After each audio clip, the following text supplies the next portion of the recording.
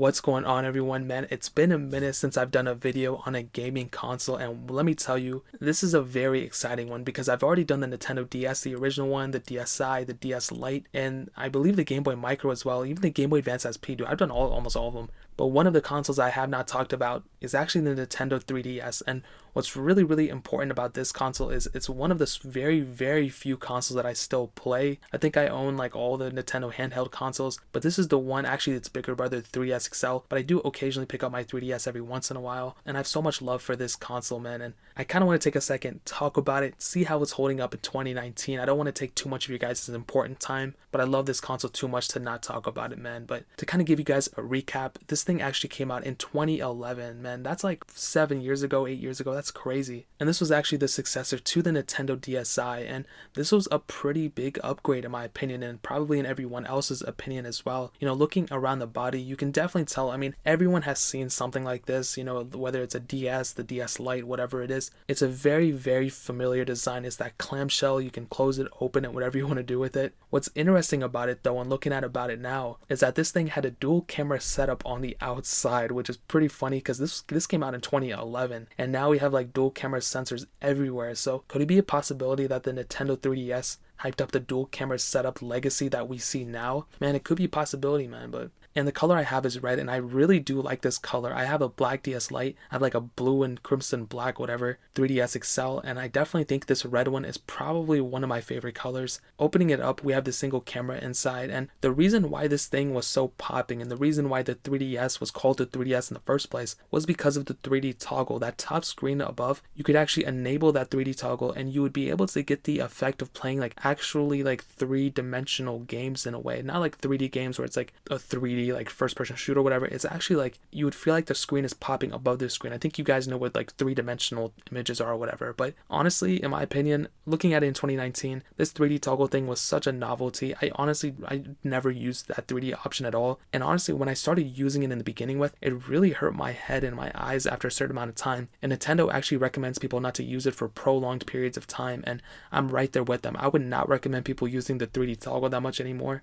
Honestly, it probably won't affect your eyesight or anything, but that is definitely like a novelty. Sometimes I don't even remember that thing's there. So feeling wise though, it still feels pretty premium, at least for like a gaming console. You know, I think this is pretty much comparable to like a Nintendo Switch, but because this thing is a little bit old, if you're probably going to get it used, the body is a little creaky, you know, if you're kind of pressing it here and there, the buttons might not feel solid. The joystick, in my opinion though, is one of the coolest parts of it because that definitely has held up the test of time. And one awesome thing about this, and what I'll get into in a second, is actually the SD card slot, which the DSi had as well. This thing maintains that as well as the 3DS card slot, so that's really cool. And the main thing and the main hype around the 3DS right now would definitely be, in my opinion, the game selection. I've said this for years now, man. The games you have for this thing are really what makes it. Obviously, you know, that's kind of obvious, but the games are phenomenal. You know, you have all of the 3DS games, you have all the DS Lite games as well, the original DS games. You have all of those options, which, you know, that's tons and tons of great games. You could play this thing forever and not run out of any games to play. Whether it's Mario or Spyro, Mario Kart, Zelda, the games for this thing are endless. And dude, I would probably tell you that's the best thing about this specific gaming console. You know, I know like the PSP, the Go, the PS Vita, I mean, I've owned all of those. I like those ones a lot. They have a special place in my heart too, but Nintendo's gaming selection and their gaming library is just on another level. PSP games and PS Vita games probably have better graphics, but the storylines on the Nintendo games are just so much better in my opinion. Now that kind of hits on the basic stuff everyone's going to talk about, the gaming selection, all that stuff, but the 3DS that I have is actually modded. So I did mod this, I think like last year, and I'm able to play like homebrew games and backup games or whatever games I own legally and all that stuff. And in my opinion, that just adds a whole new layer to this console, you know, and that's really a main thing I would recommend people to do. I mean, obviously, you know, make sure you're on the right version and all that stuff before you go and try to mod this thing, but I definitely do think modifying your gaming console, doing things the right way and everything, that can definitely add so much more life into a console such as this. And I was thinking about doing it, but I don't know if I want to. If you guys want an updated 2019 tutorial on modifying your 3DS or 3DS XL or whatever, leave a like or leave a comment or something, and I'll probably end up doing it if I see a lot of people wanting me to do it. So, and funny fact, even my DSi and my Nintendo DS Lite were all modded.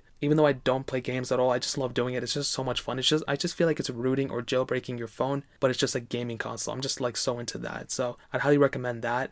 Kind of moving on to the battery life side of things, I would definitely tell you if you're on the non 3D function. So first of all, don't even use the 3D function, but if you're going to use it, that's going to suck up quite a bit of battery. If you're on stock and you don't have that option enabled, I would probably say that your battery life will be pretty good overall, depending on the brightness and whether you have Wi-Fi on or off and all that stuff. But because this thing is kind of old, the battery might have degraded. I mean, I would definitely tell you 100% your battery on your 3DS has degraded. I'm not going to say it probably has, because I know it has. 7 or 8 years of constantly using a device over and over again can cause degradation. So your battery is not at that full 100% capacity. It's probably more so like 80% capacity, maybe even a little bit less depending on the condition of it. So even though mine is quite a bit old and all that, I still think it's pretty solid. And if you go and like take it on a road trip or something, I think you'll be perfectly fine. It takes the same charger as like a DSi or something, so you'll be set in my opinion. Now, the really only bad thing I can think of the 3DS, maybe the size, maybe the screens are a little bit too small for people nowadays, but also the thickness. This thing is pretty thick, man. That's thick with 2 C's.